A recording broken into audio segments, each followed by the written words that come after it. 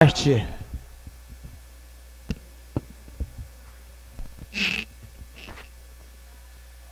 Senhor presidente, senhores deputados, senhoras deputadas, público, cumprimento também você que nos assiste através da Rede Mundial de Computadores, através da TV Ali. Senhor presidente, no dia 22 de setembro, essa semana, chegará aqui à cidade de Porto Velho, vindos dos Estados Unidos,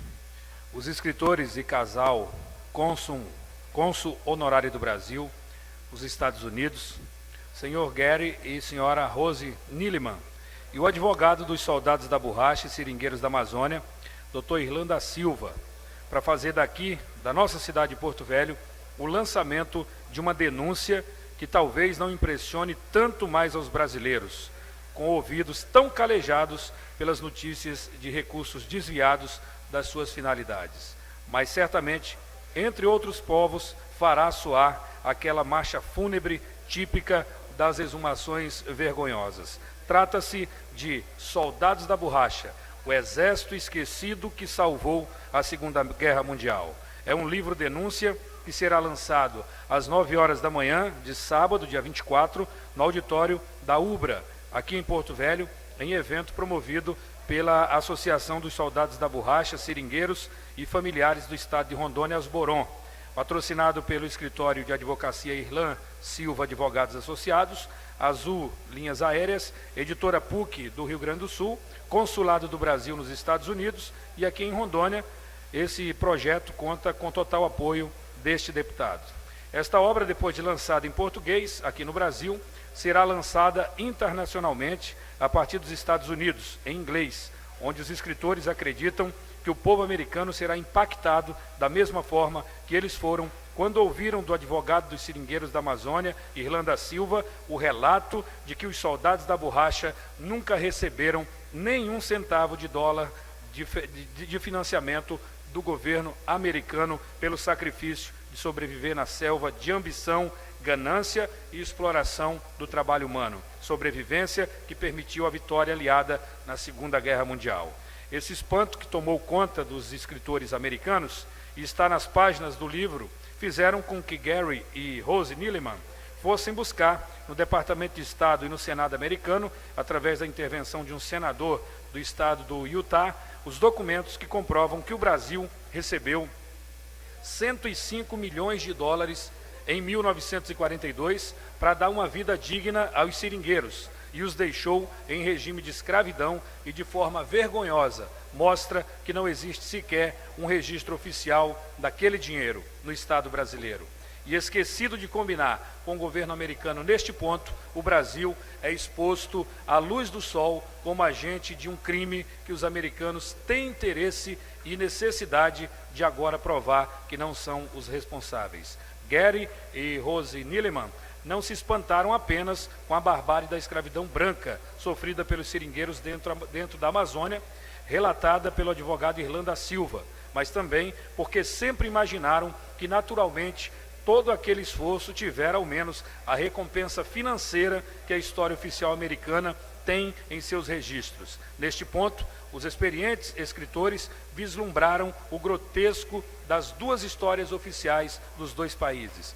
pois constataram que o mesmo sangue e vida derramado para servir a causa americana e aliada foi o mesmo sangue e vida desprezado pelo governo do Brasil. E como relatam, o espanto maior foi saber que o Brasil não combinou o sumiço do dinheiro com os americanos. Saber que mesmo estando tudo documentado e oficialmente guardado nos arquivos americanos, ainda assim o governo brasileiro se mostra vacilante em devolver aos soldados da borracha o que lhes é devido. Este movimento de revisão da história oficial dos dois países escancara também aos americanos que um dia eles estiveram extremamente vulneráveis diante de um conflito que mudou completamente a geografia mundial e que, na iminência de perder uma guerra, sem sequer poder entrar nela por falta de borracha, os Estados Unidos passaram a depender, como poucas vezes aconteceu na história daquele país, de um exército de 55 mil homens, que não tinham nada além de sua própria força de sobrevivência, Homens que, mesmo submetidos a regime de escravidão branca imposta pelo governo do Brasil, ainda assim produziu a borracha necessária para que eles, americanos, saíssem com a maior potência econômica, como a maior potência econômica da Segunda Guerra Mundial. Este é o tom, senhoras e senhores, desta nova revisão da saga dos nossos brasileiros soldados da borracha. E como diz o poeta, quem sabe faz a hora, não espera acontecer. Também estará em Porto Velho para o lançamento do livro dos escritores americanos, a produtora de longa-metragem Panda Filmes, do Rio Grande do Sul, para começar a produção de uma série de 4 capítulos baseados nas páginas do livro. Este filme terá estilo de longa-metragem e será apresentado num dos mais importantes canais de história da Europa e dos Estados Unidos, o History Channel, retratando a riqueza do nosso povo a despeito da pobreza de seus governantes. É com esta denúncia e tratada nos eventos previstos para acontecer, a partir dos eventos previstos para acontecer nos Estados Unidos, que nós brasileiros, mais uma vez, somos convidados a lembrar de que vergonha é não corrigir o que fizemos de errado e podemos corrigir. Vergonha é conviver com a injustiça. Vergonha é ser incapaz de se envergonhar, e que se o nosso povo foi capaz de decidir a favor da paz no maior conflito da história da humanidade, não pode ser menos merecedor de receber do seu próprio país aquilo que é de seu direito. Porque se não pudermos corrigir uma injustiça com a verdade, jamais teremos capacidade de ser uma nação de homens dignos. Se em muitos lugares do mundo dizem que o povo brasileiro não merece o governo que tem, nós, governantes, temos é que nos inspirarmos no exemplo de força do nosso próprio povo, para sermos melhores homens públicos, em vez de baixarmos a cabeça com vergonha, muitas vezes fingida. Coincidentemente, há poucos dias atrás, portanto, antes do lançamento internacional dessa importante denúncia, que o livro dos escritores americanos e a série do History Channel trazem, os ministros do STJ, o Superior Tribunal de Justiça, julgaram o processo de indenização dos soldados da borracha, que estava parado há 2 anos naquela corte. E o ministro relator Benedito Gonçalves determinou que a Justiça Federal de Rondônia resolva o mérito da ação de indenização que a Associação dos Soldados da Borracha e Seringueiros da Amazônia, Asboron, propôs, o que nos faz crer que a justiça brasileira sinaliza no sentido de corrigir esta vergonha que está prestes a ser mostrada em cores no mundo todo.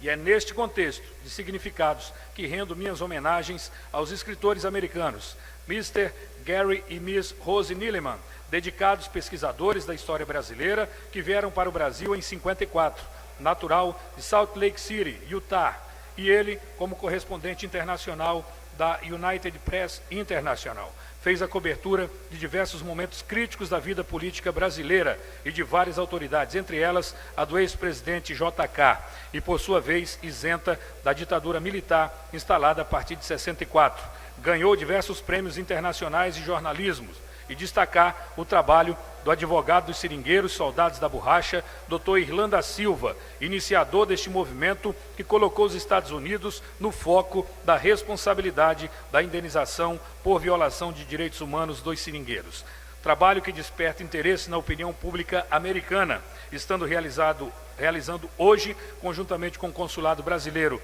nos Estados Unidos, um direcionamento diplomático e estratégico no sentido de demonstrar que a presença oficial do governo americano no processo é a forma mais eficaz de provar a contabilidade de um dinheiro que o Brasil não tem em nenhum registro público. Aqui na Amazônia sabemos garimpar ouro e diariamente e diante de tantas outras formas de minérios, conhecimentos que nos permitem sermos bem preparados para reconhecer a matéria de valor, mas que tenhamos essa mesma capacidade de ver o que só nossa consciência pode alcançar, porque é com nossa consciência que poderemos avaliar esse tesouro que está sendo lapidado diante de nossos olhos, nesta nação em defesa da causa dos soldados da borracha, porque o que estão sendo lapidados aqui não é outra coisa senão os 2 maiores tesouros que um povo pode ter, que é a verdade e a justiça. No dia em que os soldados da borracha forem indenizados por reconhecimento da justiça brasileira, os livros de história de Rondônia e do Brasil serão reescritos com a verdade que o tempo não encobriu, porque, aliás, o tempo não encobre as genuínas verdades, ao contrário, ele higieniza e atrai a luz do sol em todo o seu esplendor. É o que essas ilustres pessoas nos proporcionam como agentes da verdade histórica, que o tempo não apaga. É permitir que as gerações futuras de descendentes de soldados da borracha e de brasileiros se espelhem nos grandes valores de seu povo e também na capacidade humana de se fazer justiça à pessoa humana. Eis o objetivo desta minha manifestação, presidente, deputados, renovar também minha convicção de que estamos testemunhando uma luta por uma causa que não fosse verdadeira se já teria morrido. Reconheço que a luta desta causa não é apenas no judiciário brasileiro, mas no campo da consciência histórica. Por isso a importância deste trabalho, que une duas nações que tantos motivos têm para serem amigas, que renova a nossa fé de que a verdade não perece, que renova a nossa fé de que é possível sermos mais humanos e justos. Por essa razão, não poderia deixar de saudar os novos acontecimentos representados pelo documento histórico, que é o livro do senhor Gary e a senhora Rose Nilleman, e pela decisão do STJ, que determinou o imediato julgamento do mérito da causa dos seringueiros, novidades que apontam ao alto, na direção da verdade histórica, na direção da justiça, verdade e justiça, irmãs siamesas, que sempre se reencontram na estrada do tempo. Agradeço desde já a atenção de todos e na sexta-feira, inclusive, nós estaremos em audiência, eu estarei acompanhando esse casal de cônsul honorário dos Estados Unidos, senhor Gary e senhora Rose Nilleman, numa audiência com o governador Confúcio Moura. É o que eu tinha para o dia de hoje.